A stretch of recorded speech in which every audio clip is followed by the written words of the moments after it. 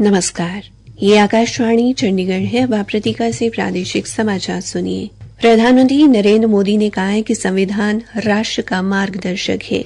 आकाशवाणी पर मन की बात कार्यक्रम में देश विदेश के लोगों से अपने विचार साझा करते हुए प्रधानमंत्री ने कहा, 26 जनवरी को हमारे संविधान को लागू हुए 75 वर्ष होने जा रहे हैं। हम सभी के लिए बहुत गौरव की बात है। हमारे संविधान निर्माताओं ने हमें जो संविधान सौंपा है वो समय की हर कसौटी पर खरा उतरा है। संविधान हमारे लिए गाइडिंग लाइट है, हमारा मार्गदर्शक है। श्री मोदी ने कहा कि संविधान लागू होने के 75 वर्ष पूरे होने के उपलक्ष्य में कई गतिविधियां शुरू की गई हैं, जो साल भर चलेंगी। देश के नागरिकों को संविधान की विरासत से जोड़ने के लिए constitution75.com नाम से एक खास वेबसाइट भी बनाई गई है। इसमें आप संविधान की प्रस्तावना पढ़कर अपना वीडियो अपलोड कर सकते हैं। अलग अलग भाषाओं में संविधान पढ़ सकते हैं। संविधान के बारे में प्रश्न भी पूछ सकते हैं। प्रधानमंत्री ने कहा कि अगले वर्ष 13 जनवरी से प्रयागराज में महाकुंभ शुरू होने जा रहा है।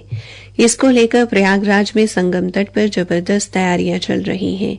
श्री मोदी ने गर्व व्यक्त करते हुए कहा, महाकुंभ की विशेषता केवल इसकी विशालता में ही नहीं है, कुंभ की विशेषता इसकी विविधता में भी है। इस आयोजन में करोड़ों लोग एक साथ एकत्रित होते हैं। लाखों संत, हजारों परंपराएं, सैकड़ों संप्रदाय, अनेकों अखाड़े, हर कोई इस आयोजन का हिस्सा बनता है। अनेकता में एकता का ऐसा दृश्य विश्व में कहीं और देखने को नहीं मिलेगा। इसलिए हमारा कुंभ एकता का महाकुंभ भी होता है।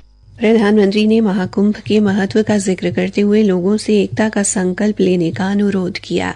जब हम कुंभ में शामिल हो तो एकता के इस संकल्प को अपने साथ लेकर वापस आए। हम समाज में विभाजन और विद्वेष के भाव को नष्ट करने का संकल्प भी लें। अगर कम शब्दों में मुझे कहना है तो मैं कहूंगा, महाकुंभ का संदेश, एक हो पूरा देश।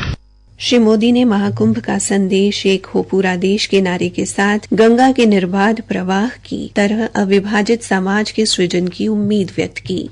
प्रधानमंत्री ने कहा कि इस बार प्रयागराज में देश और विश्व भर के श्रद्धालु डिजिटल महाकुंभ के साक्षी बनेंगे। डिजिटल नेविगेशन की मदद से लोग विभिन्न घाटों, मंदिरों और साधुओं के अखाड़ों तक पहुंच पाएंगे। उन्होंने कहा कि यही नेविगेशन प्रणाली लोगों को पार्किंग स्थलों तक पहुंचाने में मदद करेगी। श्री मोदी ने कहा कि ये पहली बार होगा कि इस बार कुंभ में कृत्रिम मेधा आधारित चैटबॉट का इस्तेमाल होगा और इसके माध्यम से 11 भाषाओं में कुंभ संबंधी हर तरह की सूचना उपलब्ध होगी। उन्होंने कहा कि कुंभ के दौरान बिछुड़ने वालों को ढूंढने के लिए कृत्रिम मेधा आधारित कैमरे भी लगाए गए हैं। एनिमेशन पर बात करते हुए प्रधानमंत्री ने कहा कि उन्हें प्रसन्नता है कि क्रिश, ट्रिश और बाल्टी बॉय बच्चों में काफी प्रिय हैं। उन्होंने कहा कि ये तीनों स्वतंत्रता संग्राम के उन बहादुर नायकों से संबंधित हैं जिनके बारे में ज्यादा चर्चा नहीं हुई है। श्री मोदी ने कहा कि एनिमेशन श्रृंखलाएं न केवल कई भारतीय भाषाओं में बल्कि विदेशी भाषाओं में प्रसारित की जा रही हैं। इन्हें दूरदर्शन और OTT प्लेटफॉर्म पर भी देखा जा सकता है। प्रधानमंत्री ने फिल्म जगत की उन कई महान हस्तियों का जिक्र भी किया, राष्ट्र जिनकी 100वीं जयंती मना रहा है। हरियाणा से गुरुद्वारा प्रबंधक समिति के आम चुनाव के लिए नामांकन प्रक्रिया पूरी हो गई है।